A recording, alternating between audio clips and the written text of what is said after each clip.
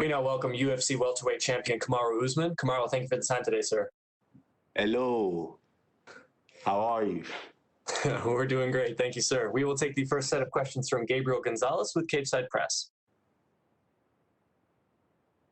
Hey, Kamaru, how are you? I am wonderful. How are you? I'm doing well, sir. Thank you. Kamaru, I wanted to ask you something. You brought it up on the embedded. You talked about, it's weird how much your career has resembled Rashad Evans, Ultimate winner, champion, etc. I did want to ask you, there's a lot of talk about the return of the Ultimate Fighter. Being a coach, you've worked with some great coaches, you've had great teams and teammates. Would you be interested in possibly filling that role in your career, trying to be an Ultimate Fighter coach? Absolutely. I think, the stage is kind of set for me to do that.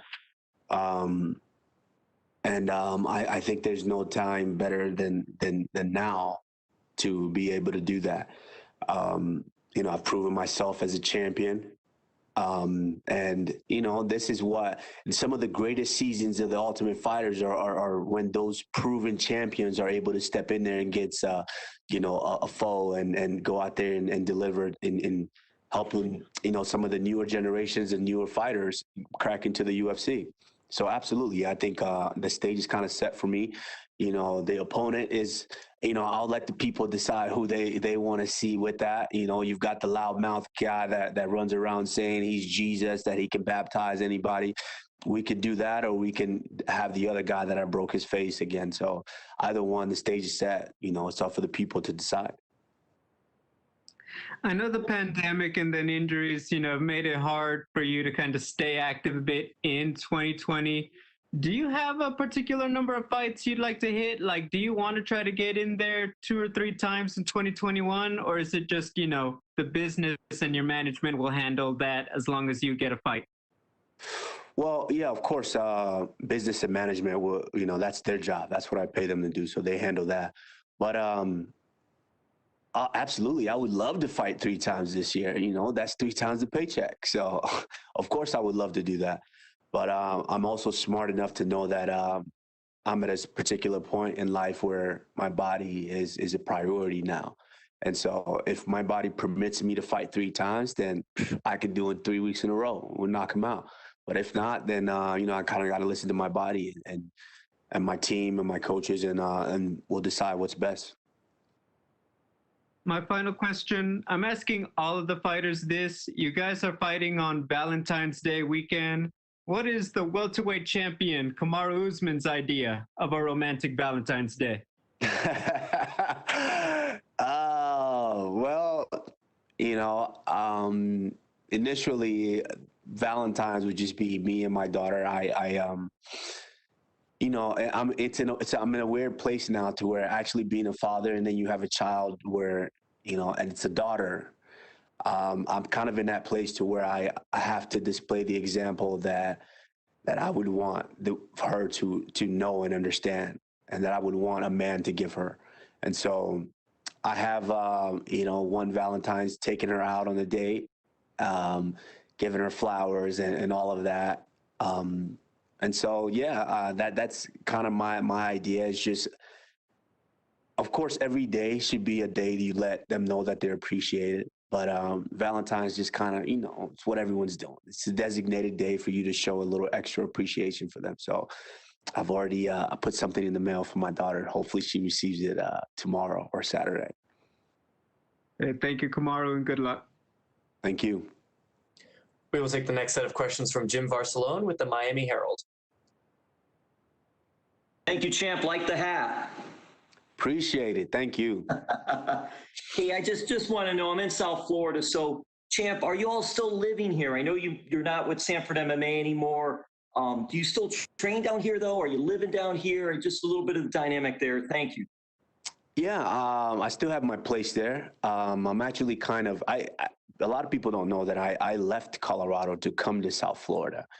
And so I spent 2 years of my life from 2010 to 2012 here in Colorado before I went to South Florida. So, Colorado's kind of always had a place in my heart. So I would like to, and I'm kind of in that process of getting a place here as well.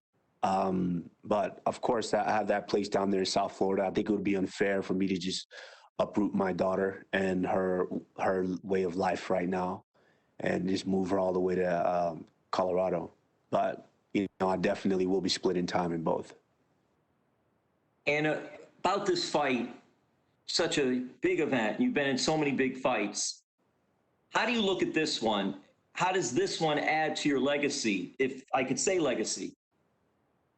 Yeah, I mean, legacy is not something that I'm worried about right now. That's just there. That's something that people bestow upon you. I learned very, very early in the game when I was 1-1 and I had lost my second professional fight, and I was thinking, man, like how do I build a resume? Like, what's going on here? And then it was the first time I actually ever I was living with Rashad Evans at the time. I Googled him and I saw his Sherdog. And I was looking at Sherdog, and I think he started his career out at like maybe 10-0 or something crazy like that. And I just remember going through and just seeing all the greens and wins and wins and wins. And I'm thinking to myself, how could I ever one day get this many greens on my resume? How could I do that? And I remember the talk with him where he was just like, you know what? You just got to take it one fight at a time. One fight at a time. Just focus on the task at hand. And then when you're said and done, they will pile up. And that's what I've done. And I started doing that, and before you know it, I was 5-1, defending my team on the Ultimate Fighter finale. Next thing you know, everyone's saying, hey, you got one more fight to tie George St. Pierre for this record. So as long as I continue to just take it one fight at a time, I think, that's the important thing. So legacy, that's something that will come after when you look back on your achievements. But this fight is definitely important. Gilbert Burns is the toughest test to date, which is why he's fighting me right now. If he wasn't the toughest guy, he wouldn't be in there with me. I take him very seriously, and I'm worried and focused on just him. Once we get through him, then we could, when I'm done with my career, then we could worry about legacy. And you mentioned pile up, 16 in a row piled up, champ. That's pretty good. Hey, lastly for me, how's your brother doing and what's going on with him? And I know you're in your fight mode, but do you get to train with him a little? And that's it for me. Thank you. I haven't been able to really like train with him. That's because, he lives in Dallas, Texas. And of course he's a big boy. And usually kind of our schedules are just kind of mixed up to where when I'm in your training camp, he kind of knows how to just kind of let me be in a training camp and go do what I need to get done in order to be successful. But he's a PFL heavyweight now. He's going to be in the PFL tournament. He was just out in Colorado a couple of weeks ago, and I was thoroughly impressed. He still has a long way to go because he's still a newbie in the sport. He's still very, very green, but I was extremely impressed by he's finally starting to get it. And that's one thing that I kind of questioned early on in this is, does he really want to do this, or is he just doing this because of me? And he's really starting to get it. He wants it. And that's a dangerous thing. You guys have seen him. My little brother is that guy that will run right through a wall if you tell him to, and if he believes in it. So I think PFL going to have their hands full with him, and I'm excited to see what he does. Thank you, champ. Thank you. We will take the next set of questions from Alistair Bishop with MMA Republic. Kamaru, how are you, sir? I'm wonderful. How are you? I'm fantastic. Thank you very much. I know this narrative between two teammates and former training partners has been played out quite a lot, and I'm sure you're pretty tired of answering the question. But what, if anything, has surprised you the most between yourself moving and what's being said by Gilbert Burns? I wouldn't say that I'm surprised by a lot of it because you have to expect that from when someone calls you out and says, hey, I want to challenge you. You have to expect that they're going to say and do whatever is possible and necessary for them to form that belief in themselves that they can get the job done. And so I wouldn't say that I'm surprised. I honestly, I would be, I'm a human being with human emotions. And, when you spend so much time with with that team. I've always been there. That was where my career was with, with the Black Zillions, and then, over to H Kickboxing. I was always with them. And when you are the guy who kind of helped, I was there from the start, and you go in and you give them the world championship. It's and then things kind of play out the way that they're playing out. It's kind of tough when people start taking sides. That's a tough one. And I would be honest if I said that wasn't kind of the most surprising thing to me. But at the end of the day, you got to expect it. He's coming and he feels prepared, and he feels like he's ready to go out and take me out. And it's my job to go in there and let him know that, hey, it's a dream. One day it might happen, but not while I'm on the throne. He mentioned, I think the question was about his title reign as a champion, and he was fishing out a warning to the top 15. What does that make you feel like? Has the respect level for Gilbert Burns changed by the way he's almost looking past you and saying things like coaches and teammates know about you and they're all kind of chipping into your demise? Does that change the respect level? I didn't get the first part of that. You said what? He was planning his title reign already about, the whole of the top 15 was already in trouble. Yeah, no. I mean, it is what it is. He has to say that. I mean, we hear it time and time again. Guys have to, they have to, if you don't believe in yourself, then why are you even in there? Or if you don't say you believe in yourself, why are you in there? Everyone has to say that. I'm sure Colby Covington was planning his title reign as well. I'm sure Tyron Woodley wanted to continue his title reign. And I'm sure Jorge Masvidal, the Street Judas or Street Jesus, whatever they call him, I'm sure he was planning a title reign, fighting this guy and that guy and all of this. They all plan that. It is what it is.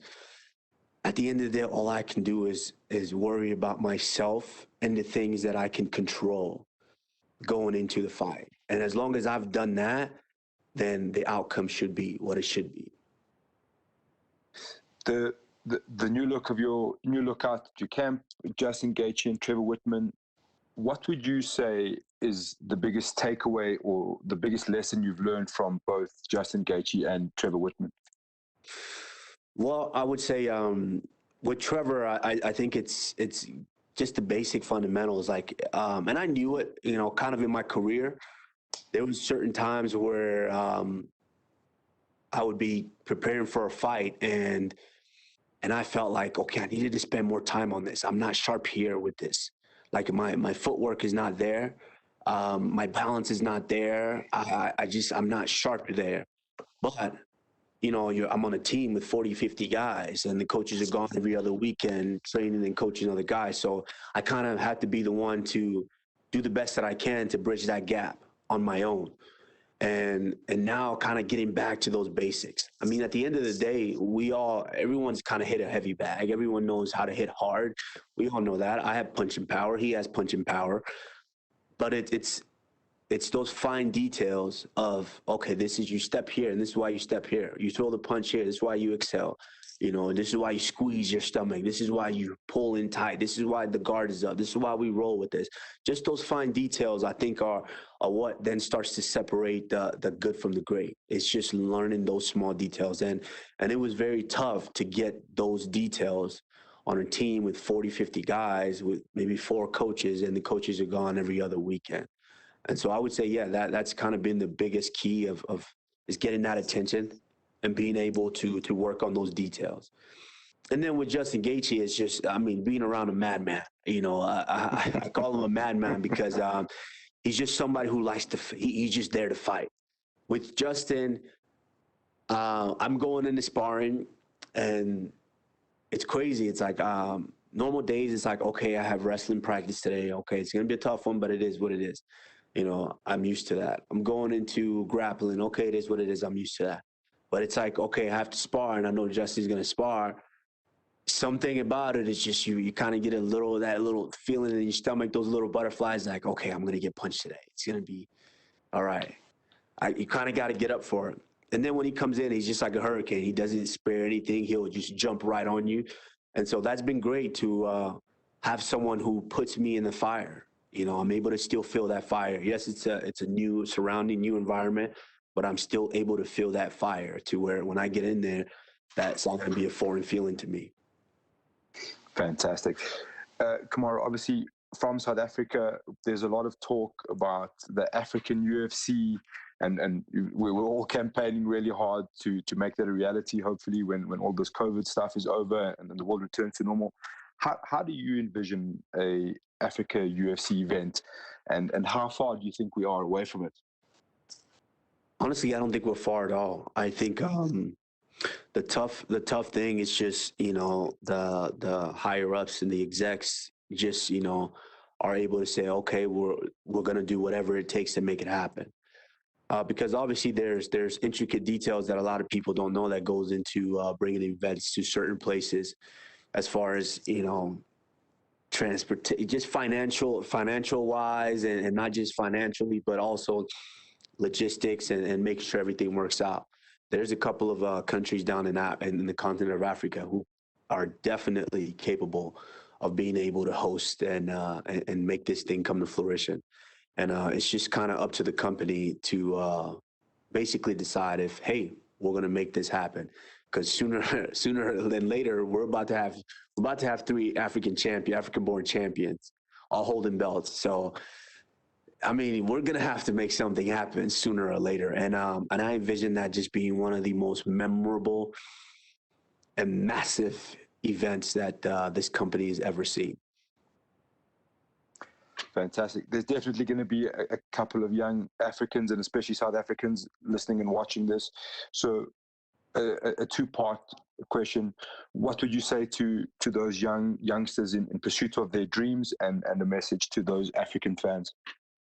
No, my biggest message is always been is, I'm an African-born child. I came from there. I was born there and I was raised there for a while until I moved over here to the States, and my roots are very strong from there, very deep. I remember my time there very, very vividly and very well. And one of those things is when you're growing up and the country is kind of the way it is, certain countries, it's tough to see yourself out of that situation.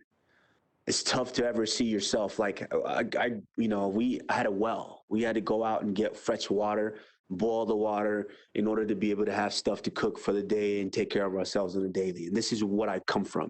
And I know this is what a majority of some African kids are going through and living in right now. And for me, being that symbol of hope that, just because this is a situation that you're in right now, this is not necessarily where you're going to end up. Nobody knows tomorrow. My story is living proof of that. And Israel Adesanya is living proof of that. And of course, Francis Ngannou is living proof of that. And so it's just that message to let all my Africans, and not just Africans, but people all over the world know that, your situation, your circumstances today are not always where God has designed for you to end up. Inspiring. Thank you very much. So best of luck. And as always, Africa is behind you. Thank you. I appreciate that. We will take the next set of questions from Fabricio Souza with Diario Claren. Hi, Kamaru from Argentina. Hola. Hola, my friend. How are you? Hola. Sorry for my bad English, Kamaru. How you feel for that fight? I'm feeling good.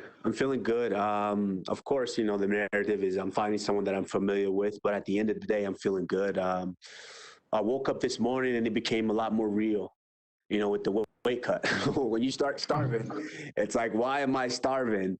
And so it becomes real for you. So, I feel good. And I'm ready to get this weight off and get this show on the road. Yes. Is Durinho Burns the most dangerous fighter in the division for you? I ask because of his grappling first, your grappling level first, and he knows you very well. Absolutely. Right now, he is the most dangerous guy in the division. Absolutely.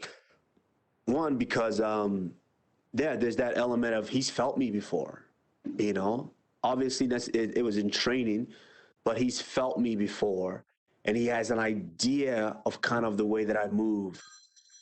Excuse me. It's okay. It's my mom. Oh, She would call me. But it's hold on one second. She's gonna. don't hold your mom. Hey, mom. Madam, I'm doing an interview right now. You called me right in the middle of a media day. Okay. Are you okay? Everything okay? God bless you. Ami. You are winning. In Jesus' name. Ami. All right. I'll call you later, okay? Okay. All right. My mom.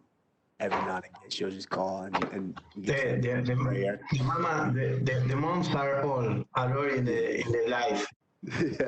Yes. And so, yeah, I mean, with Gilbert, yes, he's absolutely the most dangerous guy right now because, yeah, he's felt me before. And then, of course, he's on a streak. He's got that ultra confidence right now that he's the guy. You know, but as far as skill-wise, it's not just because he's grappling. I've faced Damian Maia is probably the most dangerous grappler we've ever seen in the sport of MMA. I've faced Sergio Moraes, another incredible grappler. And so it's not just, he's not dangerous just because of his grappling. He's dangerous because he's felt me before and he's got that ultra confidence that he can do this. And so it's my job to go in and let him know that, you know, it's not his time yet. Okay, you say that in case of your win this fight, you are not clear who will be the next in the division. Do you see yourself moving up the a division in the future? If you know, after I win this fight, I do think because I don't like the narrative of how these guys. I believe in that in my last fight, these guys hopped into a perfect scenario and a perfect excuse for them, and which was the only way they took the fight. We tried to make that fight 3 times before, and they didn't. They didn't accept the fight. So when it was on 6 days notice to where they had a built-in excuse to, hey, let's just take the fight, and even if when we do lose, we have a built-in excuse. You know, that kind of didn't sit well with me, and I think I would love to run that one back just to go out there and fully display the skills that I've been working on, and I would love to finish him. And I think this one it'd be much easier to finish him. The last one. In Chile, you were going to fight with Santiago Poncinibio, Argentina, but he got injured. Now you are the champion, and he lost recently after 2 years without fighting. Do you think that in the future that fight could happen? Yeah, I think so. I mean, Santiago Poncinibio is someone that's he's very dangerous in the division. And it's very, very tough to sustain an injury and be out of this game for almost 2 years. That's extremely tough. And then him coming back and you know, trying to find his footing again, that's a tough task for anybody to do. And so I think, yeah, absolutely. I think if he's able to get back and just rehab and make sure that he's healthy, I think for sure that's a fight that could happen down the line. I mean, I like the guy. I like his body of work. I like his aggressiveness and how he fights. So, yeah, absolutely. That's a fight that could take place in the future.